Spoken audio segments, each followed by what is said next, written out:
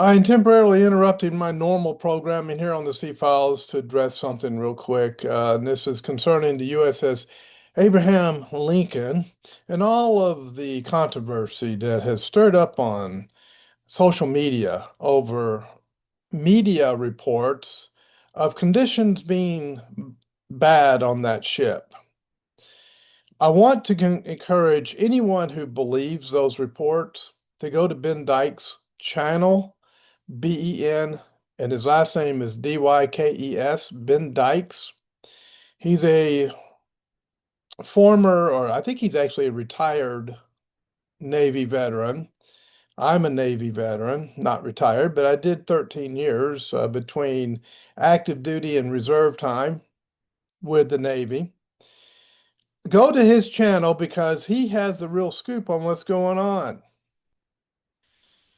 Uh, Folks, most of what you're getting on social media and the news media concerning the USS Abraham Lincoln is false, fraudulent, fake. And what you have is people who have absolutely nothing to do with the United States Navy, some who have nothing, absolutely nothing to do with the United States. Some have been traced back to Europe and other places, are making fake videos, and they are claiming to be sailors on board the USS Abraham Lincoln when they are not. All you have to do is trace the origin of the video. It will not come back to a Navy ship out in the Persian Gulf or the Indian Ocean or the Straits of Hormuz or anywhere. It will go to some foreign country that has nothing to do with the United States or the United States Navy. And they're AI generated, and they are claiming to be on board that ship. They're fraudulent, they're false, and it's evil to make such claims when you have nothing to do with the United States Navy. The news media always looks for an opportunity to criticize our military, to go after the sailors and the soldiers and the Marines and the airmen. And what do you call the Space Force folks? Space cadets? I don't know. Spacemen? I don't know. But they would go after them if they could as well. And the point is, why are people believing the media when the media is lying to us? I stopped believing the media a number of years ago because once you've lied to me, I'm never going to trust you again unless there's some serious repentance going on. News media has lied to us repetitively. And so I will never, ever trust the news media ever again unless there's some serious repentance and I'm convinced of it. And social media with AI and everything else going on, there's all kinds of fakery and fraudulent claims going on social media. So my message to my fellow veterans, I was on Vietnam era ships with the old boilers on them when I deployed, is leave those sailors alone. Nobody knows the conditions on those ships that are not on those ships. I don't care what the families back home are saying. The families back home don't always get the right information. The only people that understand what's going on that ship are the sailors on that ship. They're the only ones that have the operational information. Loose lips sink ships. That's a big thing in the Navy. And I guarantee you, if anybody on that ship is making videos that would could harm the operational function of that ship on a deployment, will be under XOI, Executive Officer's Investigation, And if the executive officer finds that there is enough evidence, then they will go to captain's mast. And they could be severely punished at captain's mast. The captain on that ship is judge, what is it? Prosecutor, judge, and executor. Okay. I mean, he's all three. He's everything. He is the final word on that ship. When they're in international waters, maritime rules apply. There is a different set of rules that Navy ships operate under. Not only the UCMJ, but also maritime law. And so none of us out here, even me being former Navy, knows what's really going on that ship. And reports of people jumping overboard to commit suicide, I kind of seriously doubt that. But if it's true, okay. But I have seen no proof that any of that is correct or true at all.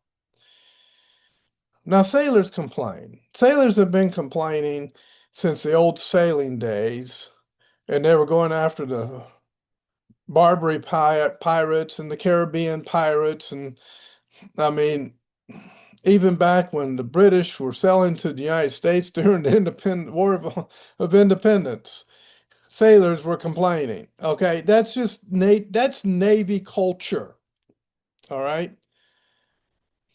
And the old joke is you can say anything you want as long as you say with all due respect, sir, along with it. Okay? Sailors have a different mentality than anybody else in the military. I'm telling you right now, I was Army National Guard for a while, and they told me, they said, we can always tell you Navy guys coming in here. And I said, well, how's that? He said, when we go to chew out, to discipline an Army, someone who's just been in the Army, they're snapping to attention. Yes, sir. No, sir. But you Navy guys, you just kind of look at us like we're half crazy, and then you go, yeah, okay, I'll get it fixed. I'll fix it. I'll correct it. And then you walk off. Yeah, that's Navy attitude. That, that is Navy attitude. But let me tell you something. They get the job done. You see, they kind of have to have that kind of an attitude because if they were too serious, if they were too, well, I mean, they are serious, but if they were too snap, military bearing all the time, they would go completely bonkers on those ships. If you've ever been on a deployment on a Navy ship, you know what I'm talking about. The ship gets under your skin over time. You get 3 to 4 hours of sleep, so you're sleep deprived. You're working constantly. You finally get to hit the rack after you've done a full day's work and maybe a 4 hour watch after that. And then they call general quarters, which is battle stations. And Abraham Lincoln has had missiles fired at him. So I can imagine some of those sailors may have gone as up 48 hours without sleep because they're either at general quarters or they're on their work day or they're on watch or they're working the flight deck. Now you're going to get a little bit of bonkers, little bit loony after about 48 hours without rest. That is normal deployment stuff. Now we get into battle conditions, it gets harder. But under normal operating conditions, on a 6 month deployment, and they've gone 9, that's okay. Deployments have been extended before. It's not the first time. You could go 24, 36 hours without sleep sometimes just because of the operational requirements to run the ship. That's why you find sailors on ships sleeping wherever they can sleep. They don't always hit the rack. Oh, they got They got beds on ships. Yeah, you don't see it very much. 3 to 4 hours a night, maybe. Um, I mean, that's a deployment. I was completely wiped out and exhausted after deployments on with the Navy. I mean, I was exhausted, and all the sailors were. But that's why you have to give them a break from time to time. They need a little R&R every once in a while. Now, I know some of you guys were in foxholes and you were shot at in Afghanistan and Iraq. I mean, my daughter is a combat veteran from Afghanistan, Army combat veteran, Afghanistan. My son, combat veteran, Iraq. He was with the 82nd Airborne Infantry. I love and respect both of them. And they had different conditions than us when we were deployed on the ship. But that ship requires 24-hour operation every day that they are at sea. And that requires every member of the crew to put in to put in their part, to carry their load. And it's a lot of load, folks. It's not a cruise ship. Those ships don't have stabilizers on them like cruise ships have. You're riding seas. If you've ever been Army and gone on a Navy ship, even for a week out at sea, you got a little bit of a taste of what it is. And I guarantee you guys were begging to get off that ship by the time, I mean, Marines don't like going on ship. Navy Seabees don't like going on ships. They're land dwellers. Okay. Naval Construction Battalion. They do not like going on ships either because those ships, the operational requirements for those ships it's difficult. It's a lot of pressure. And that's just even under normal operating conditions. We lost people going on deployments, um, even when we're not in war conditions, just peacetime conditions. We lost people. People were being injured. A ship is a dangerous place to work. We've had to fight fires on ship. I've been on board ship when there was fire on the ship, and you had to fight it. You had to put it out. It was either fire or go overboard, and the ship sinks. That's the operational environment they are in. Flooding on a ship, you got to handle that. Ship breaks down, goes dead in the water. You got a serious situation. Um, so look, I mean, if you remember the USS Cole and some of the other ships, ships have been in peacetime. U.S. Navy ships have been hit with suicide bombers, missiles, small arms fire. Nobody deploys more than the United States Navy. Nobody. And when I say deploy, I mean without your family. If you deploy to Germany in the Army, your family can come with you. Korea for the DMZ, your family can come with you. Air Force, you're going around the world, your family can come with you. Navy ship, your family's back home while you're out at sea for 6 months. You're home 6 months, out 6 months. Home 6 months, out 6 months. And your family every year for half a year is without their loved one. Not true of any other service unless there's a wartime.